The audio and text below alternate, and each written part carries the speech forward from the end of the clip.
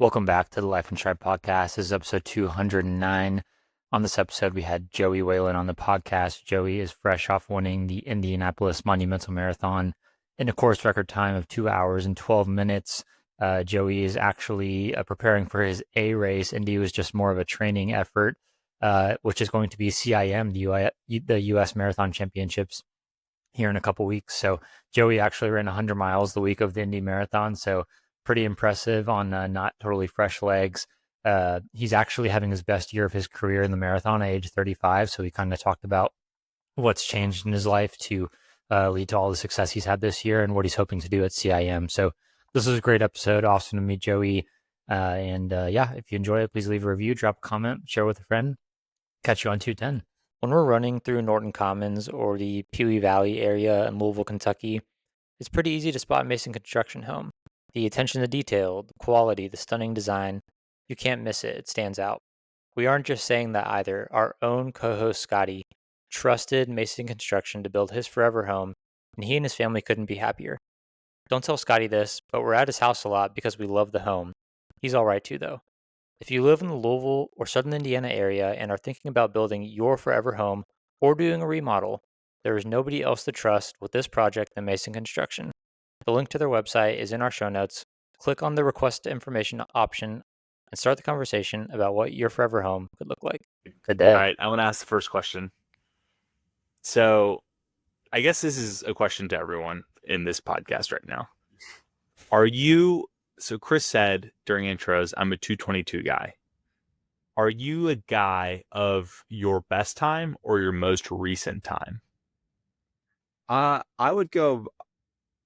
I would probably say best time, but when it comes to before previewing races, you should probably do a 2-year thing. Like, you know what I mean? Like if there's elite fields being announced, you should probably say what have you done the last 2 years instead of lifetime. Yeah, that's fair. Yeah, I mean, that's how it goes with elite fields for sure, is they only take your last year and a half, 2 years time. So that's fair. But I think it's fair to say, I was running with a guy this weekend, Logan Barrett, and he ran 218 4 years ago. And I introduced him to someone. I was 218 guy. And then I saw a guy at a coffee shop, 70 years old. He's a 212 guy. Dave Long, he lives here. And I was having coffee with some people after the run. And I was hey, Dave Long, 212 guy. So I was you can still rock the title. It does not exist, is what I'm hearing. Yeah. Yeah. Unless it's for competition purposes. Yeah. It's 18 to 24 months. Yeah, pretty much. Yeah. But dude, Joey, well, congrats on winning Indy, man. That's one of our favorite races, maybe our favorite race on the calendar every year. We're from Louisville and St. Louis, so it's pretty, regional for us. So pretty easy trip. And I mean, we always compare it to Chicago because it's kind of within that time frame, right? And Chicago is logistically is kind of tough and annoying. There's a lot to do before the race. Indy's pretty sweet. You can just walk out of your hotel and you're there, and they take good care of the elite athletes there too. What was your experience at Indy? Yeah, I mean, it was great. I mean, so the previous record holder, Lyle O'Brien, Yeah. he's from my area in Buffalo. So he had mentioned it to me before that it's a very well run race. So I've always kind of had it in the back of my head, and he's it's flat, it's good, they'll take care of you. And then this past year I did Berlin, but I was also doing CIM in my my December race. So after Berlin, I started writing out training on my way home, on my flight from Germany to home. And when I wrote out my training, I wrote it out how I'd want to do it.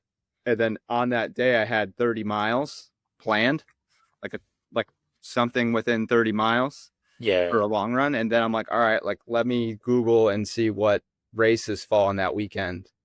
And then Indy fell on that weekend. And I'm all right, we're going to do Indy. Nice. Did you already go over this? What was the training run? I was going to go, it was either going to be steady, a steady 26 miles, or steady in a pickup, which I was going to do Olympic trials pace and then a pickup the last 10K. And then the night before the race, I called my wife and I was like, the weather's really good. I think I could break 212. But I was still running so then she's just like, yeah, you can't really mess around with it. Just like let it rip. So you ended up like full send, like all out racing Indy, or do you feel like you held some back, knowing you're running CIM? I mean, I went out with intentions of trying to break 212. Yeah. I still fell off. Like I fell off, and I think it was like a positive split by close to a minute. So I mean, it did fall off a little bit, but I mean, I think if there's people and like I'm a little more rested, like I'm there, but you kind of don't know, and you're always like wonder that in like training. Like, have you ever done like a training run and been like, oh man, like I think I could do it like on this day? It was like I had one of those days, so I was like, all right, let me see if I can do it then. Was anyone even with you at halfway? Because I think the next fast, because you went through half. I got it right here, 105.43, and then the next guy was like 3 minutes behind you. That got second place. So I'm assuming you were solo at halfway. Is that right? Yeah, the logic too, like when I was talking it over with Monica, she's my wife, and I was like, all right, I'll have at least 7 miles with the half marathon people. Yeah. And just like hop into a pack of them, and which it worked out perfectly. Like there was like we got off the line, and immediately like one of the athletes was like, I'm like, let's pack up and try to run 66. Like it's one of those races, and like everyone packed up like a 66 pack. I just like latched onto them, but then I felt a little bad. And then at like mile like 5, I made like an announcement to be like, hey, I'm in the marathon, like, so because I wasn't like taking the lead or anything. I was just like really leeching on. And then like, yeah, people like understood that I wouldn't be taking the lead in that pack. But then after they like let me off, they set you on the right track. So like we were running the pace that I wanted to run through 7 miles because of them. And then it's just holding that, just mentally just trying to hold that the rest of the way. Obviously a marathon just gets tough at mile 20. Yeah. But I knew going in that like if I could hold 20 miles at like 5-minute pace, that I'd probably be so far ahead that I'd probably still win. Yeah. Like if someone was trying to run Olympic trials standard pace, then they would never see me on the course. Yeah. Because by the time we would get to that final straight, they would also be hurting. So it was like it was kind of like a strategy too to win. That just kind of played out. Yeah, I mean, you were like again 3 minutes ahead of second place, and then only let me see, 1, 2, 3, 4, four guys qualified for the trials, just barely too, within like 30, 40 seconds. So you had a huge gap for the entire race, which that must have been funny. I think usually Indy's a little closer than that. So, and that is a course record at Indy, is that right? Yeah. Nice. Did they give you any like extra? You don't have to say how much or anything, but did you get like rewarded for that for the? Yeah, I did. Nice. It wasn't on their website, so I was kind of surprised when I got the email. Oh no way! Well, that's awesome. So you mentioned earlier before we jumped in that you tapered for 1 day. So I guess you saw the weather app on your phone and you were like, all right, let's maybe not run my, however many miles. Were we going to run 15 the day before? Like how many miles? What's your training? I was going to do 60 minutes before the day before the race. Instead I did 30 minutes. Okay. So like the 1 day taper.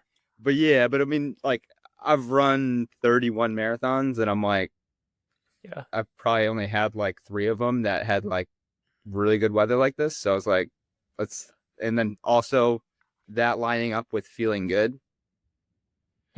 I'm curious what you said something earlier that you were like, well, it's good weather. I'm just going to go for it. And you said something, I think this all the time, you say you had your race on that workout, right? I say that all the time. Like, I felt amazing. I just wish race day was that workout day. Mm-hmm. How much do you think taper matters, like in your opinion? Because you did this off of essentially no taper and had a great day. And I've had some amazing workouts with no taper. Yeah, I mean, I definitely think that a lot because the taper can often not feel good. Correct. So like, but I've had the tapers feel good. Like I did Boston this year and I had a taper where I felt good. So I'm actually not really sure. I will be tapering for CIM. Yeah. Like, I'm not going to go into this running over 100 miles and like with like super heavy workouts, but I don't know. What did your Boston taper look like? I can't remember off the top of my head, but I was doing significantly less. Do you do like do you typically, like when you go into CIM, would it be like a 1 week or 2 week mileage decrease? So going into CIM, so I did for the 4 weeks. Was it 4 weeks between? So it was like I think so. I'll look it up. Yes. or like after. So the week after Indy, I did 125. Yep. Then I did like 110 or 115. Then I'm doing like 85 this week, and then probably like 70 the race week. 70 then the race, or No, like with the race included. so? Okay, so you'll before the race you'll be at like 45 or so, 42. But yeah, it was like 105 last week it was like 95 last week with a day off, maybe. I don't know. Yeah, I'm on your Strava. That's exactly Yeah, if you're on the Strava.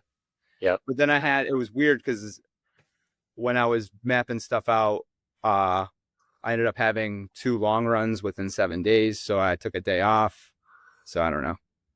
Yeah, you've been and you said you run 31 marathons, so that kind of reminds me of CJ Albertson and how he just like makes a schedule where he races a lot of marathons. Yeah. Do you think I think there's something to be said about like kind of making the marathon less scary in your head when you like at least do like a lot of big long runs or just hop in a lot of marathons, even if you're not like full on racing them per se.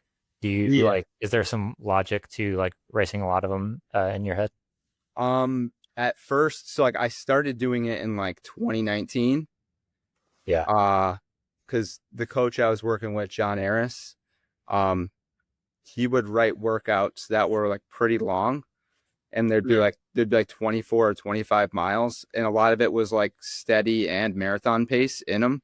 Yeah. And like doing like a 25-mile run that ends up being like under 5:30 pace, you could go to like a lot of marathons and just run the extra mile and get like $1,000. So it's like Yeah.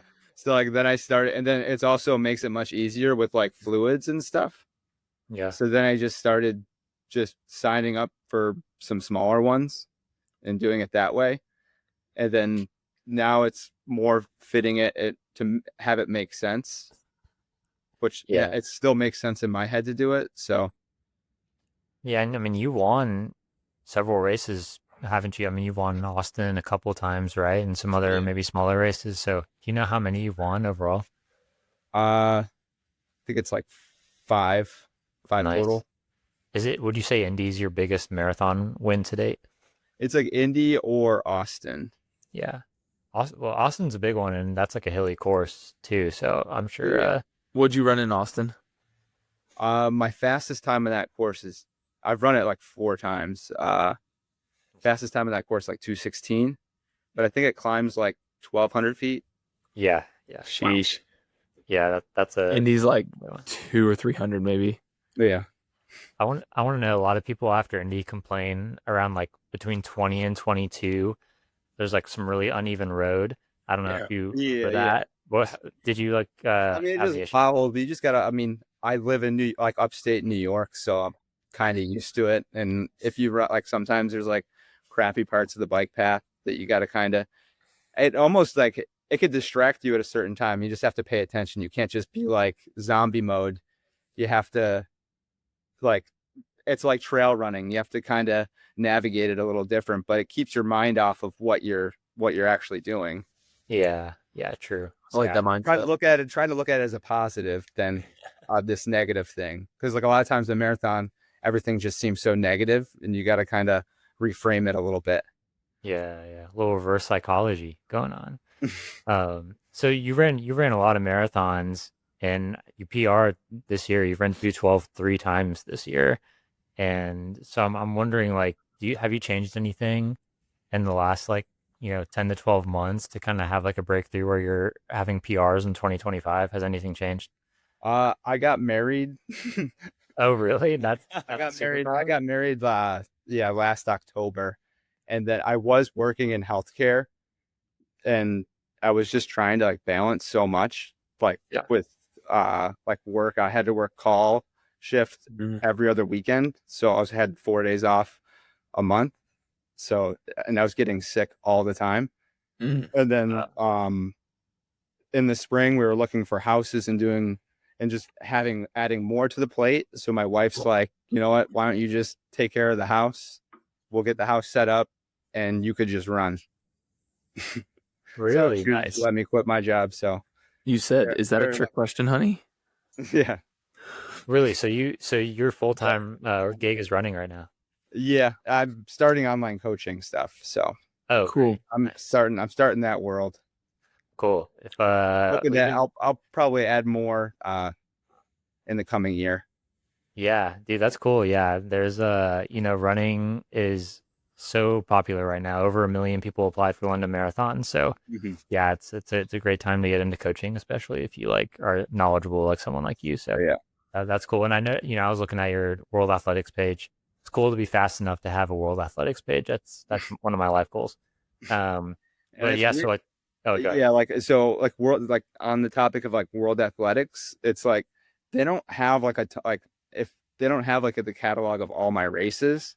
Oh, So really? I've been like recently like doing races solely based off their calendars. Okay. So just so my results can count for something. So it's like a lot of like my like Philadelphia marathons I've done before, or like so there's like some that are just like, I'm like, how come they're not even on this page? Yeah, that's weird. That I've done.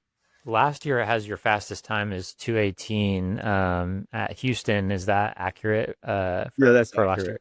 I was like nice. I was like sick. I was like this guy, Scotty. That was me most of the year.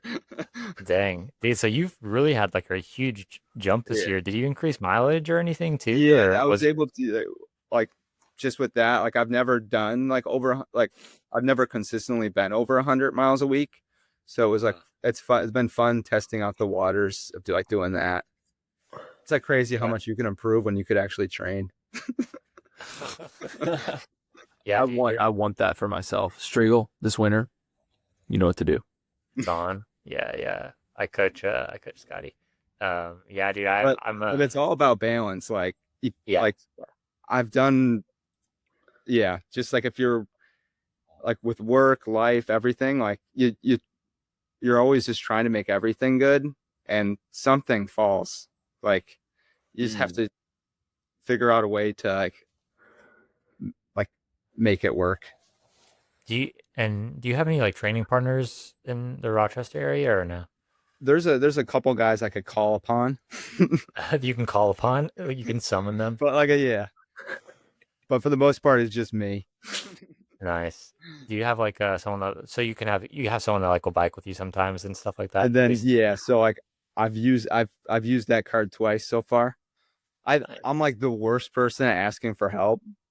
So like but like I put out the bat signal the other day for some help on my last hard workout.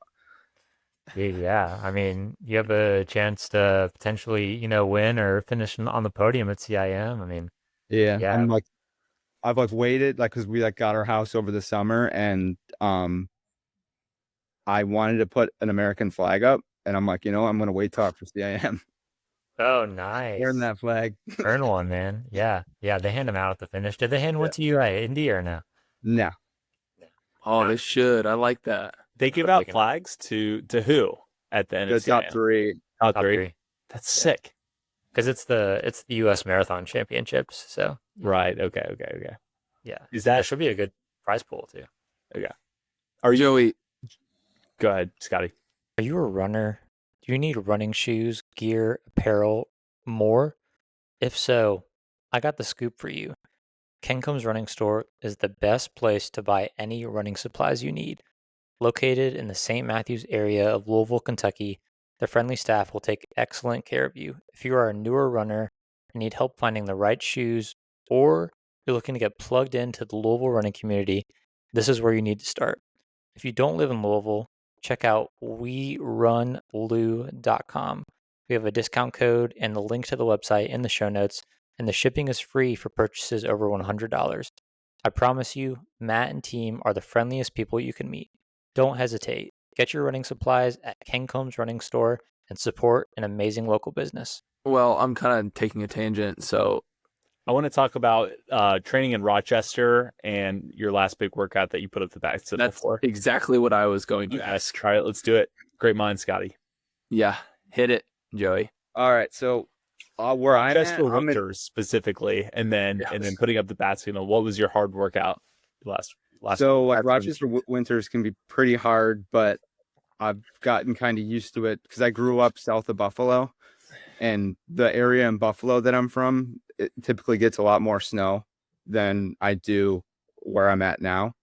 And then I went to college at Syracuse, and Gorge. there were some really bad winters there, and we like kind of had to make a rule when we were there that we weren't going to talk about the weather because we were sick of hearing people bitch about it. Amen, brother.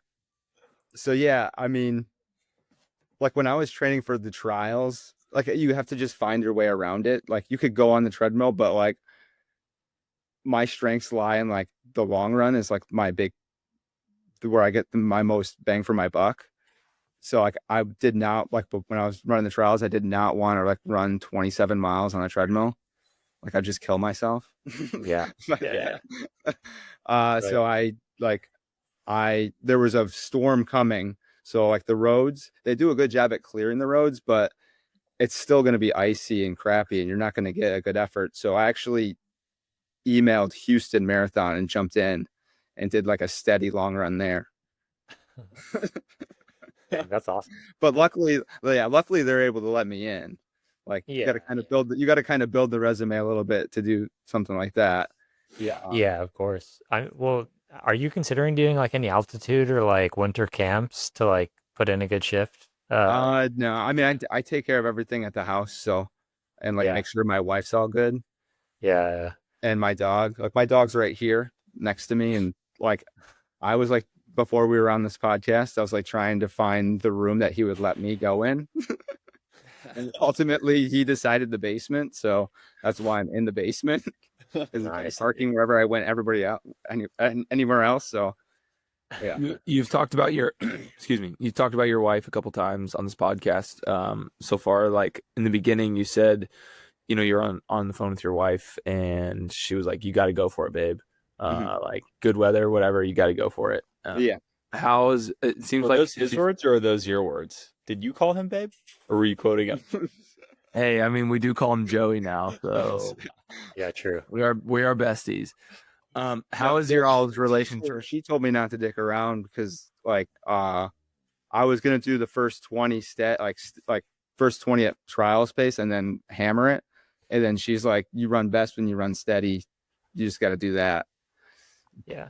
Is she a runner? Like, does she know she's talking about? Yeah, she runs. She ran Chicago, not like this past year, but the year before. So I got to watch her do that. Oh, fun! Is she fast? And she did Boston this past year. She's the reason why I did Boston this year. I did not want to do it at all. Maybe I could ask, how fast is she? She ran 3:24. She's gonna kill me. Elite. Gonna kill me if I didn't get that right. Fine. What did? I mean, All it's close right. enough. So, question about your training. You're talking about going over mileage on your long runs, over the 26.2. Yeah. Every, the classic wisdom of your normie marathoner is you don't really want to get above 22. 22, 24 is what I've heard. What is the threshold? Because I listen to people like you, Joey, and I like to take notes. So what is the threshold that you think of like weekly mileage that you can handle before you're going over mileage on your long runs? I mean, I think everyone's different. So it kind of depends. You got to kind of just find out. Like everyone's an experiment, I think. Like when I was training for Berlin, like I did try like the traditional method of like I didn't run a marathon beforehand. My longest run beforehand was 24 miles, and like it just didn't work. And then like after Berlin, like we went to like a random bar, met with Will Nation. I don't know if you guys know who that is. I And know. I'm like talking with him and Monica about like training and stuff. And I'm like, I don't know. I think I just need to go back to doing like the long stuff again and just kind of throwing that into the training. And then, yeah. And then there's like benefits too. It's like when I did Indy, like it was just kind of, you get a lot of confidence coming off that. So it's like, now I'm like, I've kind of like try to harness that confidence and like put it in my training. And like, I feel like it led me to like a little bit of a breakthrough recently. So I'm excited to see what I got at CIM. Yeah, dude. Get a chance to race the big dogs at CIM. It's very exciting. Well, Berlin was like a nightmare too, wasn't it? Wasn't it like blazing hot? Yeah, for sure. Yeah, it got up to 80 degrees the second half. So it's just, but the thing is, it's like there's people that still ran fast. So it's like, that's the tough part. It's like, how did someone run 2:02? Like that's the best performance ever. Yeah, like, it probably is the best performance ever. That's probably worth a sub too. Yeah, I mean, there's absolutely. Yeah, he's just a robot though, man. Sawe, I don't know what to say about him, man. He's high level. But yeah, that day I feel like was kind of a wash. It's just like when it's getting that hot, you still placed well. I'm looking at the results right now. You were 26, and then your buddy everyone's dropping out, and that's what I freaking hate about some of these races. That people have no like respect for themselves. Like not even like it's like, dude, double click on this one. What do you mean? Well, like I mean, like when I'm running into, I'm like, I'm having a bad day. I'm not having a good day at all. I'm like running in. I'm like, I'm focusing on people ahead, and then all of a sudden people stop and they just walk off the course. Or like I'm at mile 26 and I'm going through the gate and I'm like, oh yeah, I'm gonna catch that one guy, and the guy just walks off the course. It's like, what are we doing? You just didn't want the result. You gotta fucking wear it, like, you know. Oh, love that. Jeez. Gotta wear it. Say it louder, Joey, for the people in the back. Yeah, this is me off. Yeah. It's like, yeah, a lot of people at the world. I don't know if you watched the World Champs marathon in Tokyo. A ton of people dropped out in the heat on that day too. But that was still an epic race to watch at the end. But yeah, a lot of people tend to DNF on those. People dropped out of New York City Marathon, and now they get to double back and run CIM. It's like, that shouldn't be allowed. You got an appearance fee. Yeah, you're like bring it on though. So, but yeah, true. Yeah, they are racking up appearance fees, which is nice. I've heard some world majors say that like you have to finish in order to keep your appearance fee, but some you don't get half of it. You get half of it. Okay, yeah. That makes sense. Dude, I was kind of looking into you a bit more before we started this episode, and I saw a while ago you were living in San Antonio working on like a ranch. Is that right? Yeah, I was working so my cousin owned like a construction company. Yeah. So I started helping him with just like odd stuff around. Like we'd work on properties, make ranch roads, clear out trees and stuff. Dude, and that's pretty hard work to be in 213 shape while doing that full time. How did you? That's called being in your 20s. Yeah, being in your 20s. Yeah. Well, I mean, you had to be, because I think you were in 213 at Grandma's and got like third or fourth place doing that. So you must have been training in San Antonio in like May and April, like big mile or like training for a marathon. That must have been miserable. Yeah, that was hard because I remember that last month training, we were making a parking lot.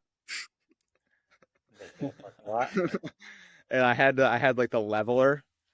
So I'm just like having to hold the laser so they could figure out what grade to cut the road. And it was brutal. You've had a lot of different jobs. Just standing there with a laser, just walking back and forth for 10 hours a day. Yeah. You've had a lot of different jobs. Sounds very hot. Yeah. What's your all-time favorite job that you've had? I mean, I like doing the stuff out in the ranches. Yeah.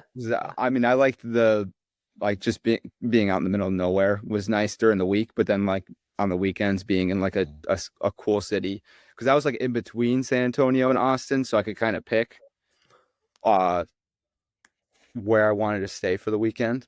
Yeah. Oh, that's nice. Do you know how to ride a horse? No. Do you know how to ride a bull? No. What a bummer.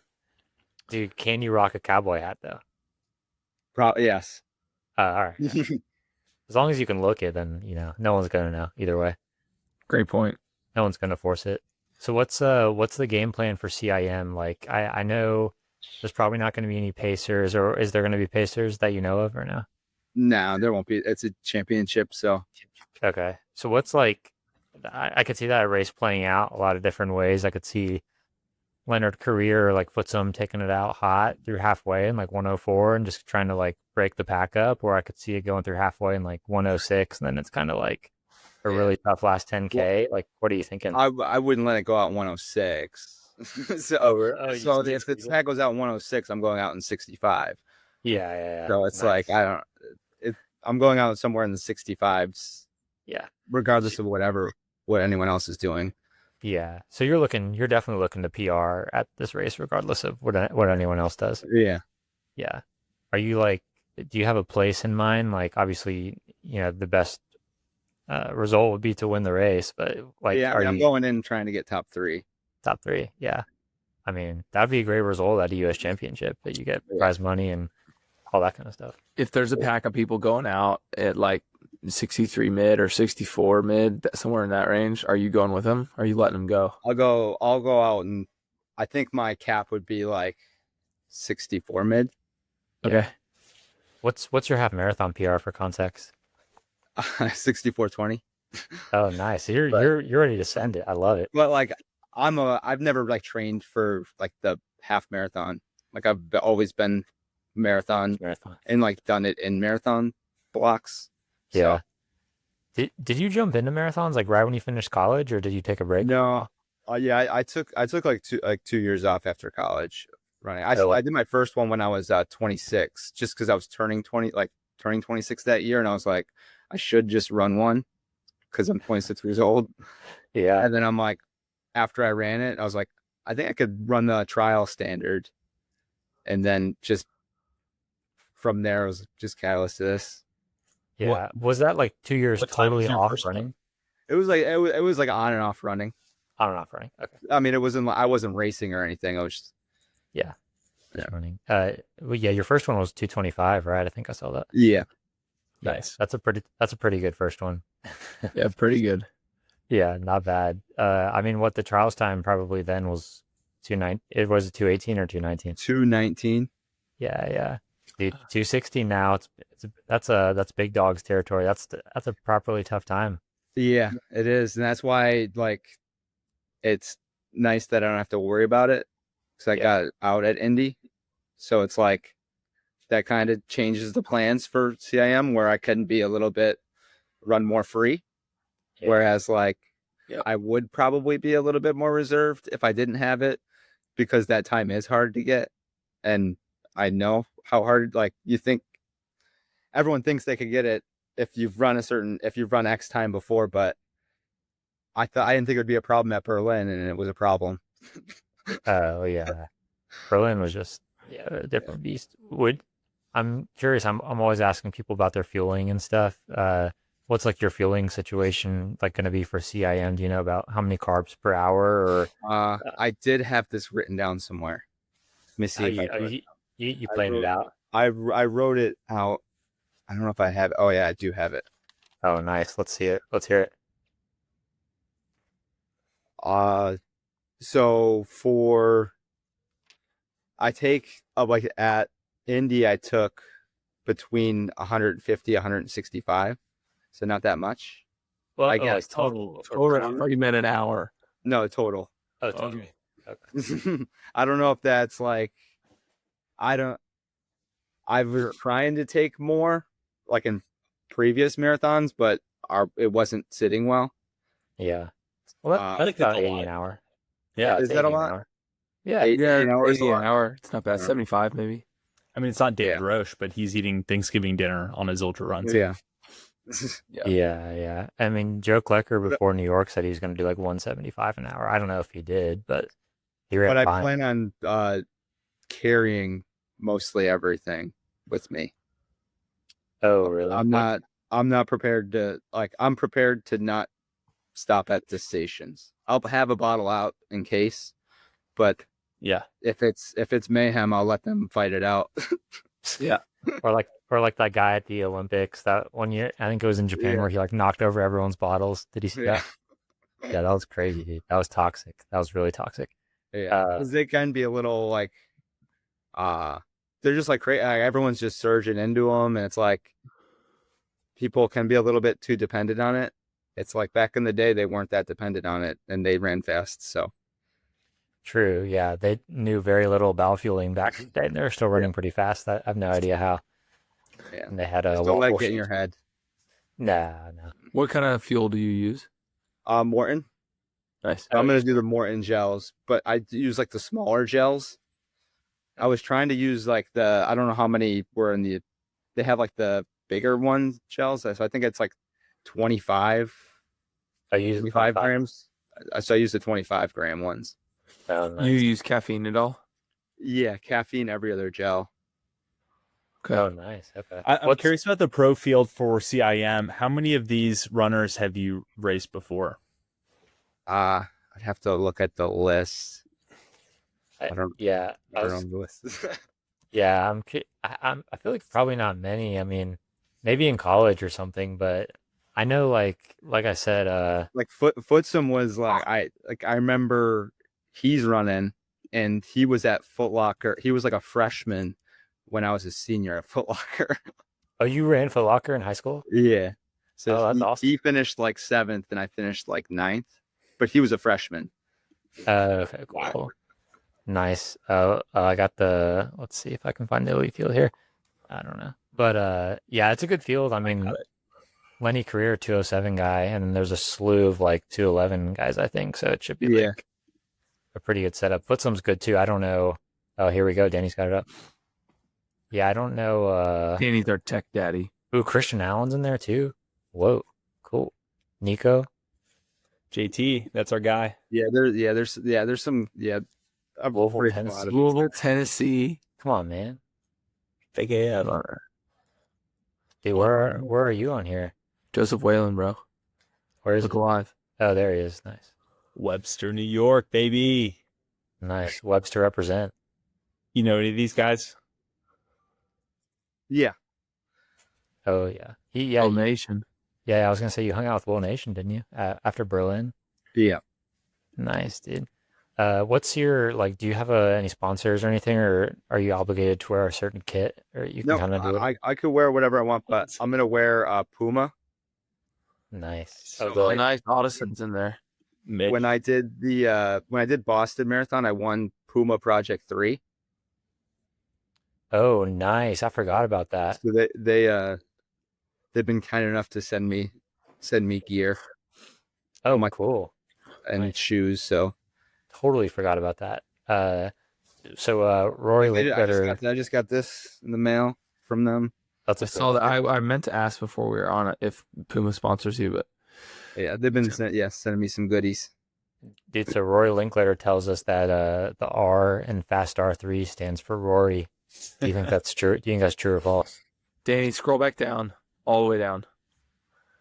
220 was this. Guys, Tom Brady is running Wow, he ran for Michigan, different Tom Brady. Yeah. It's the Patriots Tom Brady, bro. Yeah, they would probably let him in the elite field just for the press for sure. You mad? There's also an interesting guy, I think runs for Puma, who's doing a debut. Oh, we'll see. Go back. Ran what is it? I can't see. Oh, Isaiah Rodriguez. Yeah. For those of you listening, just look at your video on Spotify and it'll make a lot more sense. Yeah, Isaiah Rodriguez ran at Oklahoma State. He's got some really good track PRs for sure. And he ran really good at, like, I think it was the 20K champs.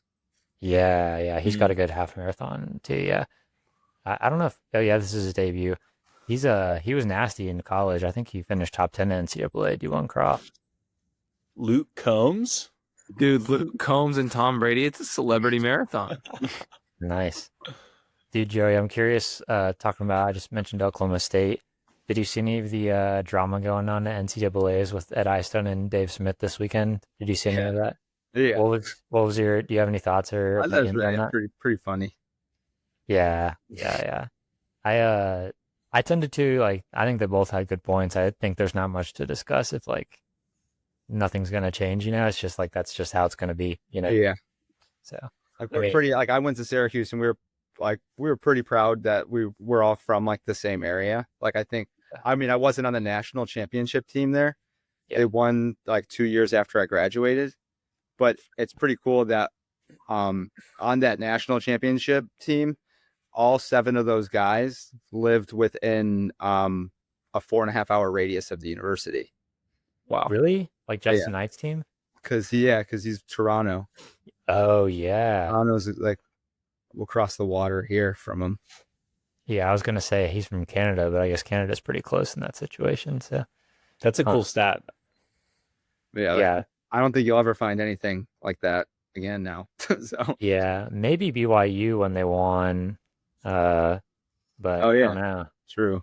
Yeah, most of them are from Utah. I don't know, but yeah, I didn't know what to think of that. It was like pretty interesting hearing. Ed Eyestone's not really like a combative type, I wouldn't say. So I was like pretty interested. It's just to funny hear. how the internet is. It's like everyone just shit on him for like 24 hours. Yeah, they did. Yeah, a lot of people did not take his That's side. the internet for you. So Yeah, I made a video about it, and people were like definitely back and forth in the comments for sure. Yeah. So, I mean, but that's good engagement. So it is whatever. yeah. Dude, well, I'm excited for you at CIM. I hope everything goes well, and maybe you'll get top 3 and land a little sponsorship. Maybe. That'd be cool. Yeah. Yeah. What do you think? Have you run any other super shoes besides the Fast R3s? I've run most of them. But what's your like? Well, So, like, I guess, yeah. What's like the other one I like is like the Alpha Fly. Yeah. So like I still have I still have the Alpha Flies that I'll work out in. Yeah. I got to use them. Yeah. Oh, Hook 'em if you got them. Are the Pumas like your shoe of choice? They're like, Yeah. you say those are the best. Yeah. Really? They're like Have you light, tried the Saucony responsive. Elite and the Asics Metaspeed Sky? Yeah. It's funny because you like stay, because I'm 35 years old. So like you stay in the sport long enough, eventually you know enough people in the business that you just get free shoes. What's on your Mount Rushmore of super shoes? This is actually really interesting because you don't get a 212 guy a lot talking about trying so many different super shoes because they all have contracts. So I'd go like the Puma R3s, and then I'd go Nike Alpha Fly. Then I would go the Adidas, Oh, yeah. and then I would probably go. How many people are on Mount Rushmore? 4? The A6. Yeah, The Asics, okay, coming in at 4. Okay. I think I haven't tried the newest Saucony yet. Yeah. I feel like What? that'd be most people's top 4 if I had to guess. Yeah, I like those Sauconys, but there's a lot like Asics up their game. Obviously, the Pumas like just came out of nowhere. I feel like in the past year. I got this at the Diadora. The Diadoras were good too. Diodora Oh. super shoes. Yeah. Do you, I gotta- so Oh, go ahead. I got a pair of those sent to me before, so. Oh, nice. And they were like super durable. Like I used them a lot in training. Whoa, Diodora's so back. They have like a cool hat that is hard to find online that says normalize high mileage. And one of the guys that we coach has one. I need to snag one. Yeah. They're hard to find. Let's just make one. Ooh, we could make one. That'd be cool. That'd be a great hat. I was like biking with Jacob Thompson on that big long run he did a couple weeks ago. And he's like never tried any other super shoe besides Under Armour because he's been sponsored by them since Super Shoes. Be a 208 guy in Alpha Flies, probably. I've tried What did he do? Have you ever worn the Under Armours? Dude, I felt like I was going to get injured running 5 miles in them things. I warmed up 2 miles in them and I took them off. I was like, I can't do this. They felt like I was wearing bricks on my feet. Yeah, he says the new ones are really good, but it's hard to know because he hasn't tried the other stuff. So I don't know. Like, So you never know. You don't see many people at the start line in Under Armours, but granted, you don't see. They won a Sharon major Lochetti. in them, though. Like Yeah, Lochetti won the New York. yeah. I was about to say, yeah. Sharon Lochetti won New York in Under Armour. Wayne ran a 113. Yeah. I mean, sorry. She's run really 105. fast in the shorter stuff, like on the roads. She just needs to bump up to the marathon. Yeah. So we had the top 3 women from Chicago on the pod, and Natasha Rogers was like, yeah, like, or one of them, I forgot it was Natasha or Dakota. She was like, yeah, like, Winnie can like hold off on coming to the marathon, like that's fine, because she's gonna dominate, like for sure. Yeah, she's nasty with the hat. So, and she's gonna be able to train with Sharon Lochetti too, because they're on the same team. So, yeah, that's gonna be a disgusting duo. So, yeah, we'll see. But dude, I hope you snag a podium at CIM. I think you'd get probably 4 times the podcast invites that you got after Indy at least. So. Yeah, that'd be cool. Maybe a little pro contract too. That'd be sweet. But you and JT need to latch onto each other and go to the promised land. Go 1-2. Go 1-2. I don't care what order it is, but you all need to go 1-2. So who's your guys' football team for you guys? Louisville. Oh, Louisville Cardinals. But like Danny's a Kentucky fan. An NFL team. Oh, I'm a Bengals fan personally. Okay. Do you guys watch? You're a Bengals fan? They're the closest team to Louisville. Yeah, I was wondering that. What are you? It's like Bills the Bengals are playing the Bills on the day of CIM, but they moved the time, so now that's a noon game or a 1 o'clock game. I mean. Oh, so you might. Well, no. What time does CIM start? So I'll have like 50 minutes. If you run 2:10, heck yeah. I like that assumption. Joe Flacco is not doing great for the Bengals, so I think that's going to be a layup for the Bills. But you never know. Yeah, we are unlucky to have like no pro sports around here, pretty much. So we gotta kind of pick and choose, teams around us. So, are you Bills Mafia? Bills Mafia, yeah. How many Bills have you smashed? I haven't smashed any.